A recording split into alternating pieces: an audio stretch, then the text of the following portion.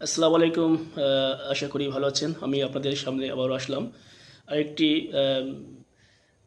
সমস্যা সমাধান নিয়ে বা টপিকস নিয়ে।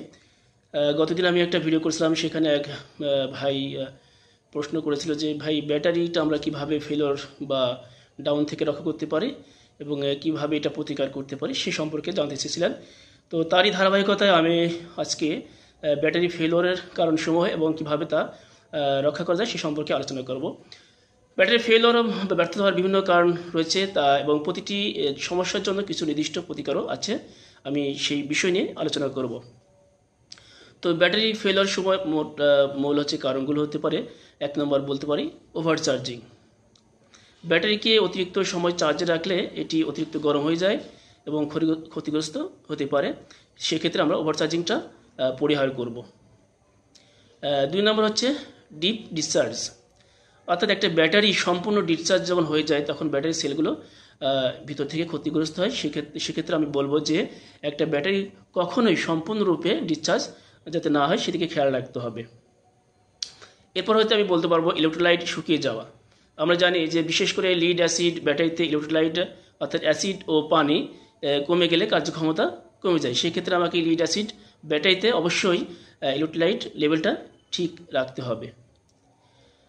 পরবর্তীতে বলতে পারি আমি শর্ট সার্কিট বা সার্কিটের শর্ট বা ত্রুটির কারণে কিন্তু এরকম হতে পারে যে শর্ট সার্কিট বা কোনো যান্ত্রিক ত্রুটির ব্যাটারিকে স্থায়ীভাবে নষ্ট করে দেয় অথবা ইন্টারনাল ড্যামেজ তৈরি করে।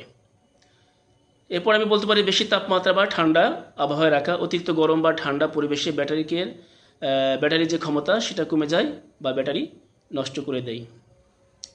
এছাড়াও আছে অপর্যাপ্ত রক্ষণাবেক্ষণ। আমরা অনেক সময় দেখি বিশেষ করে লিড অ্যাসিড ব্যাটারিতে পানি না দেওয়া, পরিষ্কার না রাখা ইত্যাদি কারণে কিন্তু ব্যাটারি নষ্ট হয়। এরপরে আমরা আরও বলতে পারি যে ব্যবহারের অনুপযুক্ততা। ভুল ধরনের চার্জার, ভারসাম্যহীন লোড বা অতিরিক্ত লোড ব্যবহার করলে ব্যাটারি অবশ্যই ক্ষতিগ্রস্ত হয়ে থাকে। তো সেক্ষেত্রে আমরা এই যে কারণগুলো হয় তার প্রতিকার বা প্রতিরোধের জন্য আমরা যে ব্যবস্থাগুলো করতে পারি সেটা হচ্ছে আমরা স্মার্ট চার্জার ব্যবহার করতে পারি। অর্থাৎ অটোমেটিক যে চার্জার, সেই চার্জার ব্যাটারিকে ওভারচার্জ থেকে কী করবে, রক্ষা করবে। আমরা অনেক সময় ম্যানুয়ালভাবে চার্জার ব্যবহার করি, যেখানে আমি ম্যানুয়ালভাবে এখানে কত অ্যাম্পিয়ারের সেই জিনিসটা আমরা সেট করি। এতে আমাদের ভুল হতে পারে বা ওভারচার্জ হতে পারে। এজন্য কী করতে হবে, আমাকে অটোমেটিক যে চার্জার আছে সেই চার্জারটা আমাকে ব্যবহার করতে হবে। তাহলে আমি আশা করি ওইটা ভালো ফলাফল পাবো আর কি, ওভারচার্জ হবে না। এরপর নিয়মিত চার্জ বা ডিসচার্জ চক্র অনুসরণ করুন। অর্থাৎ ব্যাটারিকে কখনোই সম্পূর্ণ ডিসচার্জ হতে দেওয়া যাবে না, সময়মতো চার্জ করতে হবে।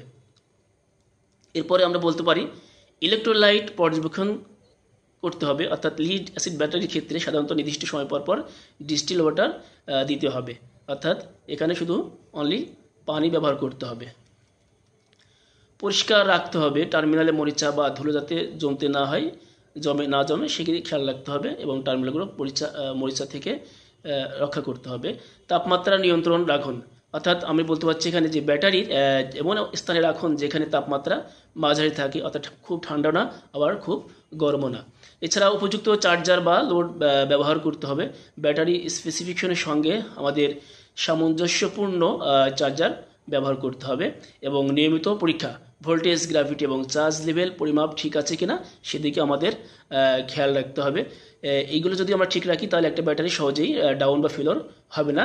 এছাড়াও আমরা বলতে পারি ব্যাটারি 6 মাস বা তার বেশি সময় যদি স্টোর করলে চার্জ অবস্থায় রাখুন এবং মাঝে মাঝে রিচার্জ করতে হবে। অর্থাৎ একটা ব্যাটারি যদি দীর্ঘ 6 মাস বা তার বেশি সময় যদি আমার স্টোরে থাকে তাহলে সেই ব্যাটারিটাকে আমি চার্জ অবস্থায় রাখতে হবে এবং মাঝে মাঝে রিচার্জ করতে হবে।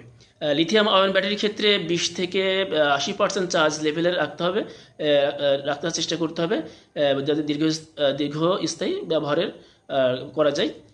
সেক্ষেত্রে এটা আমরা করতে পারি। আশা করি এই জিনিসগুলো যদি আমরা ঠিক রাখি তাহলে আমার ব্যাটারিটা ফেলোর হওয়া বা ব্যাটারির যে ডাউন হয়ে যাওয়া বা নষ্ট হওয়া থেকে আমরা রেহাই পেতে পারি। আশা করি অনেকেই এটা নিয়ে উপকৃত হবেন। সবাইকে ধন্যবাদ। সবাই ভালো থাকবেন, সুস্থ থাকবেন।